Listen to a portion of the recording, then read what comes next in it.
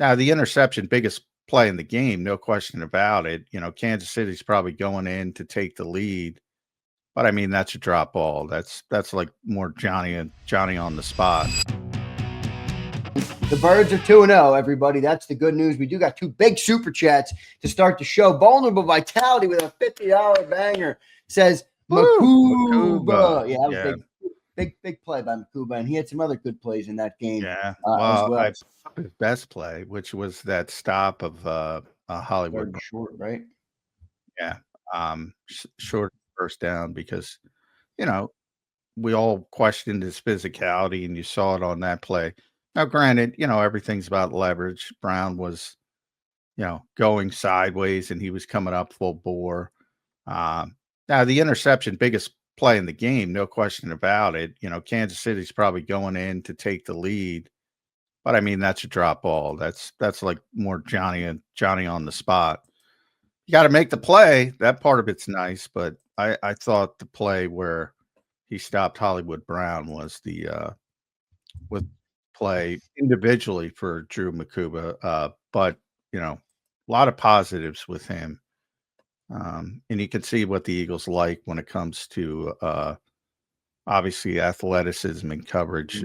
And what they told me early on, he's very comfortable in space. It's rare when you have young players who are comfortable in space. You're out there by yourself with big time receivers, and everybody tends to grab and hold, and like he's very comfortable with it, which is something that stands out.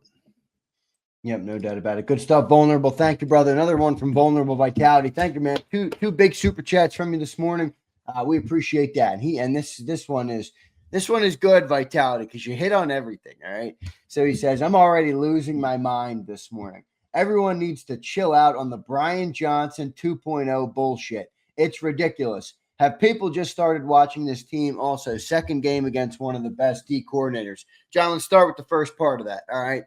Kevin Patullo is obviously a name that everybody's talking about right now in Eagle Land. The offense does look a little spotty, but what do you make of it, John? With where we are in this team right now, they are 2-0. Offense looks how the offense normally looks in Philadelphia, but everybody does have expectations of a more high-powered passing attack, and I don't know if those are faulty expectations considering how much money the Eagles spend on offense. Now I know we are what we are. But we do still have the players that we have, and some people want to see them used more, whether right or wrong about it. Where are you on the offense, and what do you think of what they were able to do yesterday and just kind of the overall look at where that offense is right now with Kevin Patullo at the helm? Well, to Vulnerable's point, have you watched this team before? They have these stretches. Now, unfortunately, they've had this stretch at the beginning of the season. If you go back to last season, for instance, you have the Green Bay game to start where they're throwing the football all over the field. One of Jalen Hurts' most volume passing games of last season in the opener in Brazil, but they also turned it over a shitload and probably should have turned it over more than they did turn it over. And that's one of the reasons they scaled it back so early in the season. Which, by the way, I think is unfair, but I've said that pretty consistently to Jalen. But it worked. And now they've become hyper focused on ball security. It's working for them until it stops working. They're going to keep using it. So you're going to have these games. You don't want it to be that bad, obviously, or week one bad from a volume standpoint. You'd like to be better, but I pointed it out last season. They had a bunch of these games, a bunch. So, I mean, Tampa 158 now, and people say, well, they didn't have AJ Devontae. That's true. Giants 114.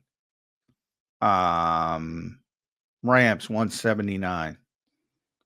Baltimore 118. Back to back, Baltimore 118 and Carolina 108, which is even worse than this stretch. They also won both of those games. They also got lucky with the Leggett drop, just like these games with the drops. Very similar. People forget in the playoffs before Washington and Kansas City, there was Green Bay and the Rams.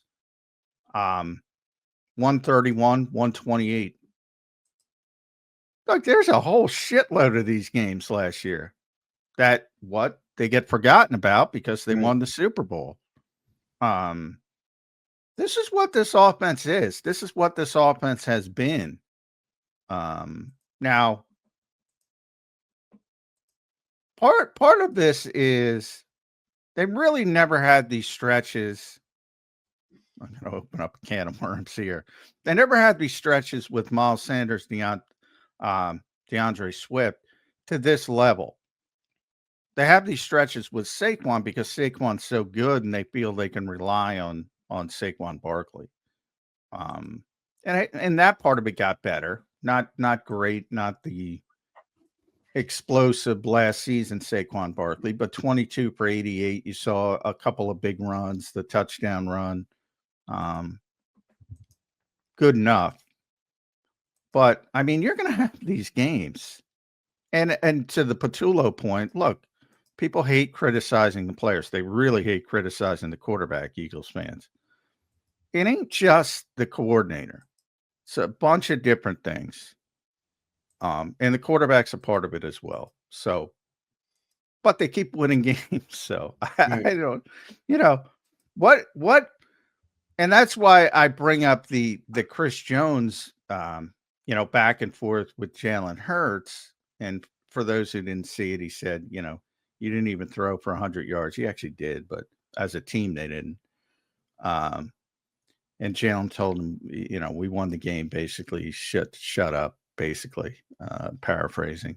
Yeah, you should hit him with the "shut your ass up," John. I'll say it. So, that back and forth highlights to me the larger obsession fans have around numbers in the NFL, which somehow morphs into meaningless during a loss. Like I said, is it fans though? I mean, that wasn't a fan that said that, John. That was Chris Jones.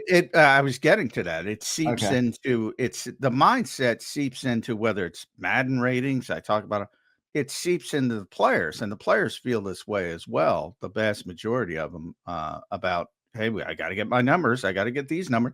Why do you think this AJ shit comes up every time? Like, there's no sustainable evidence. I wrote about this before the game. There's no evidence the Eagles have ever tried to trade AJ Brown except for the wishes of New England, who keep making it up on Sports Talk Radio. There's no freaking evidence of it.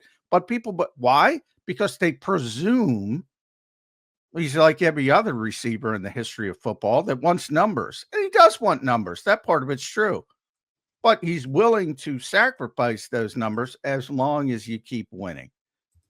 It's just, to me, we're a strange society. All of us, we're a strange society because it matters right up until it doesn't matter. It only matters during a win. Like, you can have 404 touchdowns, right? Like Russell Wilson yesterday. It doesn't matter.